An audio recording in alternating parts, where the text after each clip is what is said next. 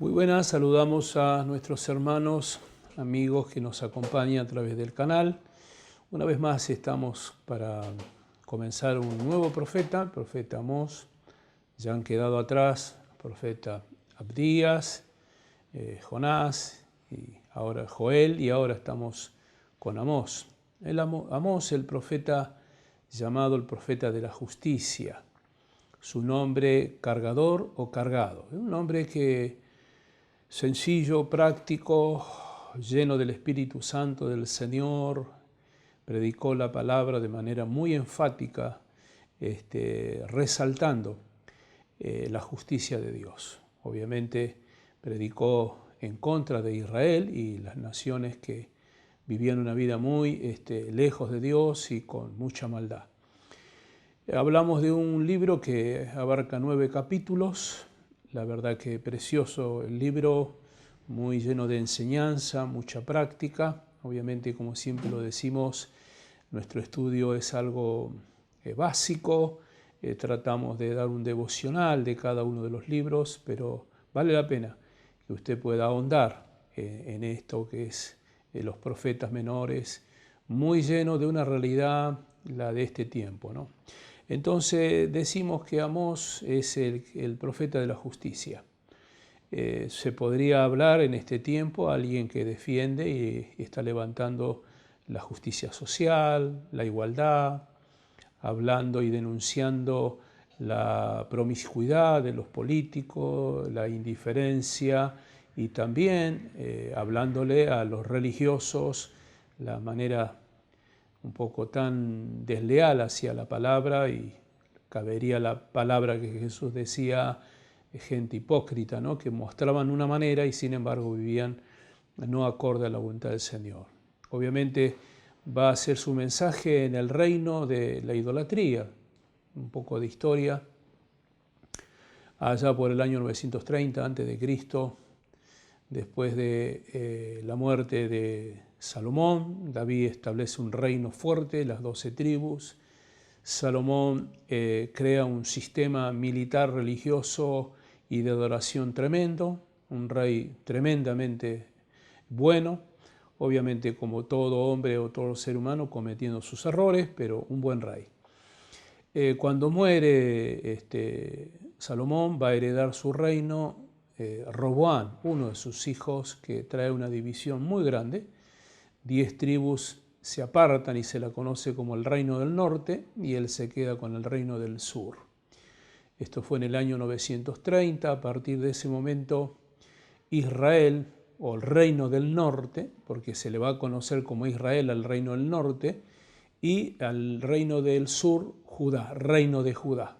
Allí estaba toda la adoración, era el centro religioso del país, por así llamarlo. Entonces, ¿qué hace este hombre, Jeroboam, que fue el capataz que trajo la división a causa de no llegar a un acuerdo con Roboam? Él va a crear el sistema religioso allí en el norte de Israel, y esto justamente va a producir la idolatría, porque es un sincretismo de religión, y tampoco estaban allí auspiciando las ceremonias los sacerdotes levitas, que era la orden del Señor. Los únicos de las tribus que podían hacerlo eran la tribu de Judá. En este caso, Jeroboam, temiendo a que el pueblo inmigrara hacia el reino del sur, él crea lo que se llamó la gran idolatría en Siquem, en Gilgal y varias ciudades importantes donde hay una promiscuidad y un sacerdocio totalmente lejos de la palabra. Esto produce que Dios levante a Amós, el profeta de la justicia, y va a pregonar la palabra, ¿no? Entonces hablemos un poquito. El lugar de escenario fue Betel, donde él fue a ministrar. Calculamos que este hombre fue enviado por Dios desde su tierra, porque su hogar era Tecoa. Esto es lo que dice capítulo 1, pasaje número 1. Allí prácticamente da una biografía de Amós. Dice palabra de Amós, que fue uno de los pastores, dice, de Tecoa. Así que no era de oficio profeta, era un pastor de oveja, un boyero, que vamos a mirarlo ahora. Es decir, lamentablemente para aquellas personas no pudieron apreciar el mensaje de este hombre tan sencillo y tan práctico, ¿no?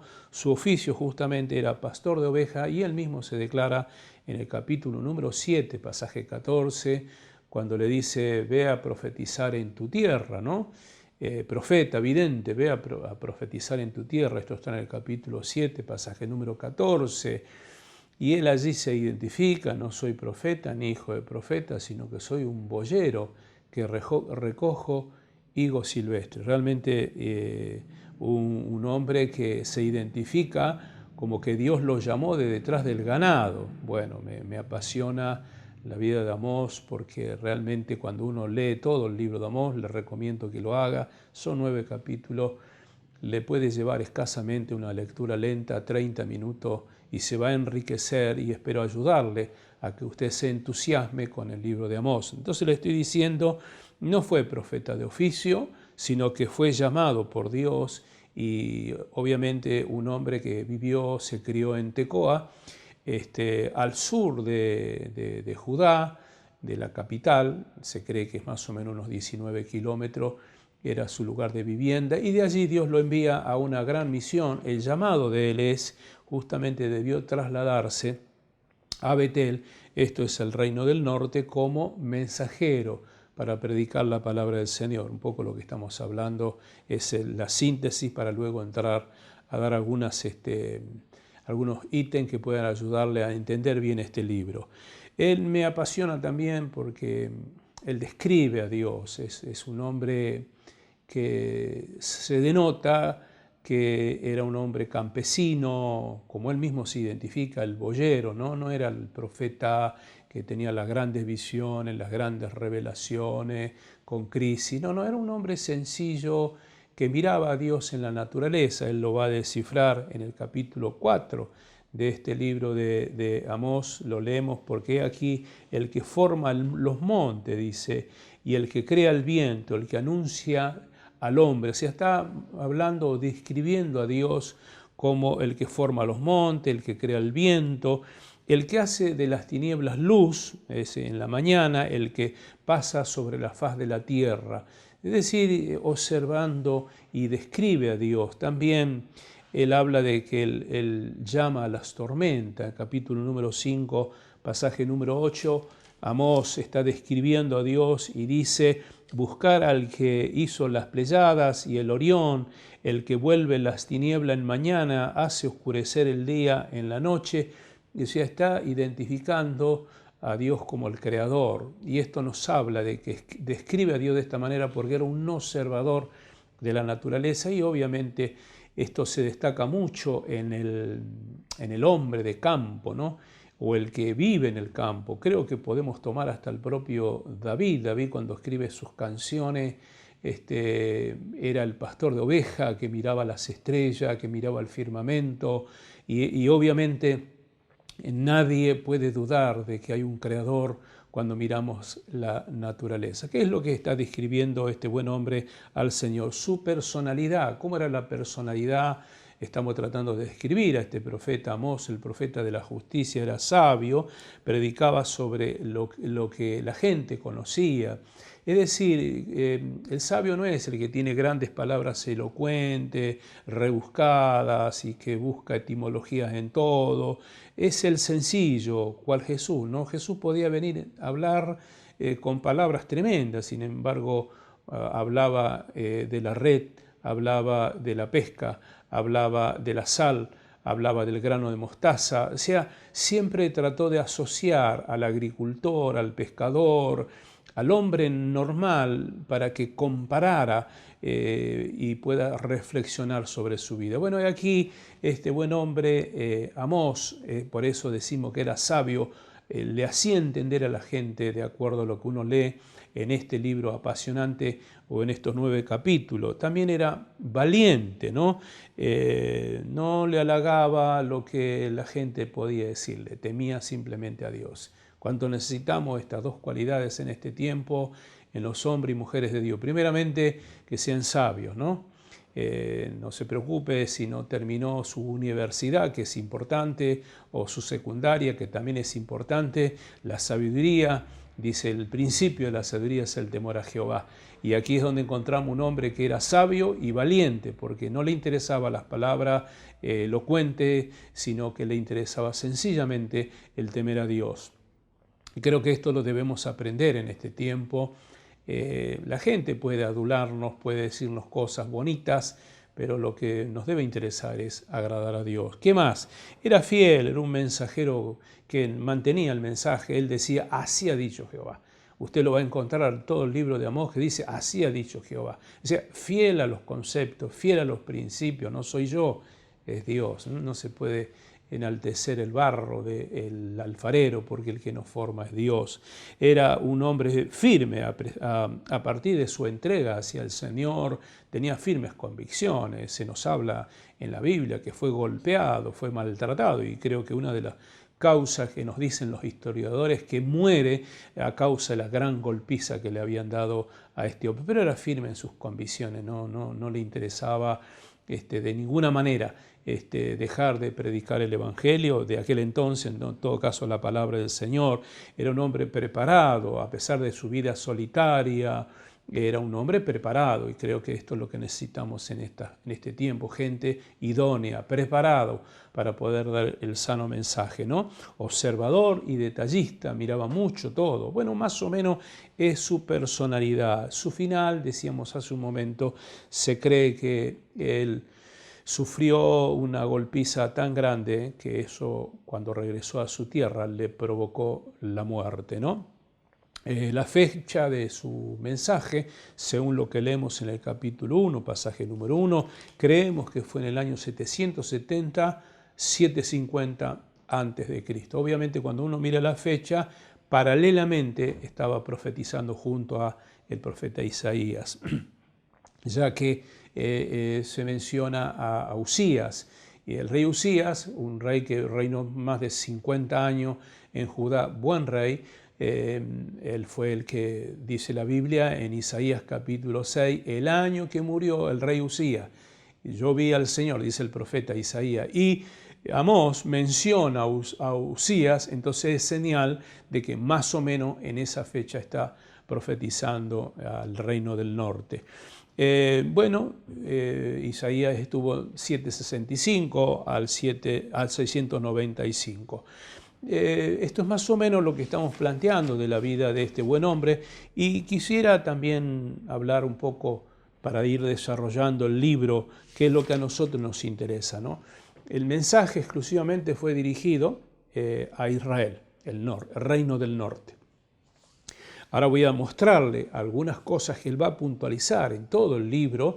Le voy a dar los textos bíblicos, no tenemos el tiempo para leer todos los textos bíblicos, pero quiero que usted vaya sabiendo que el diagnóstico que Dios tenía del pueblo de Israel era muy importante. No puedo dejar de mencionar que Israel cae en el 722 a.C. Es decir, la palabra profética de Amós se va a cumplir. Es decir, el reino de Israel se divide en el 930, y del 930 Israel, a causa de la cantidad de idolatría, cae destruida en el año 722 por el imperio predominante de aquel entonces llamado Asiria, ¿no? Bueno, entonces algunas cosas que Amós plantea, él habla mucho de la corrupción.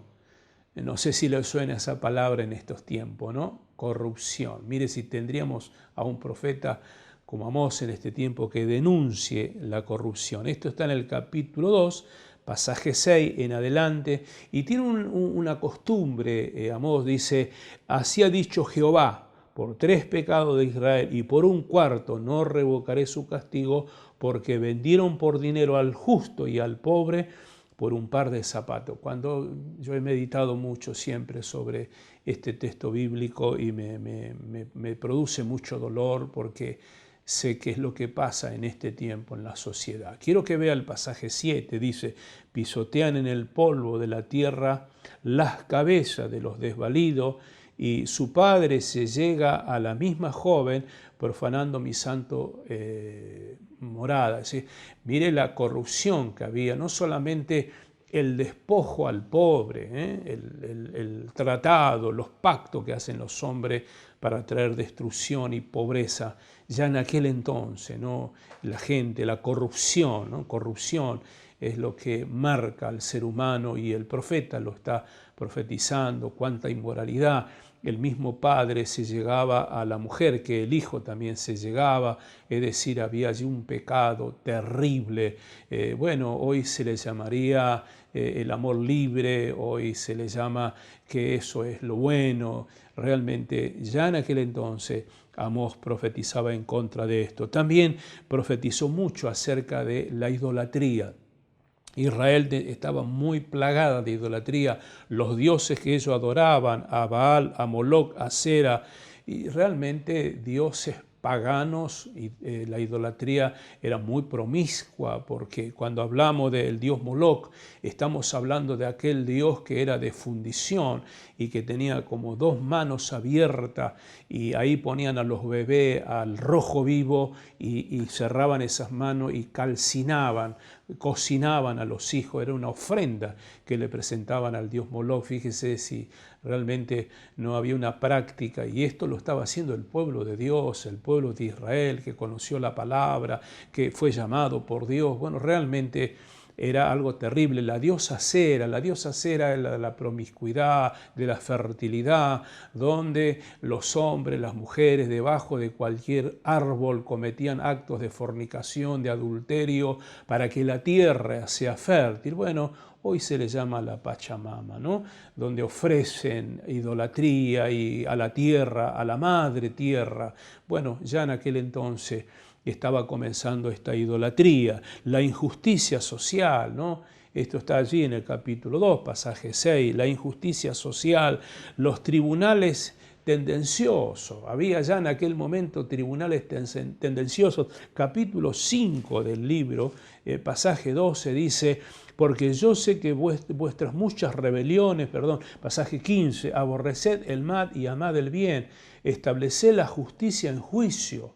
Es decir, ya en aquel momento está profetizando un campesino en contra de la legalidad incorrecta. En este tiempo nuestra nación argentina está peleando por la reforma judicial. Esto se viene por años tratando, el gobierno de turno, quien sea, sin banderas políticas, buscando que la justicia pueda no ser justicia, sino que esté acorde a las peticiones o necesidades de los hombres. La impunidad ya existía en aquel entonces. ¿Qué más? Deshonestidad comercial.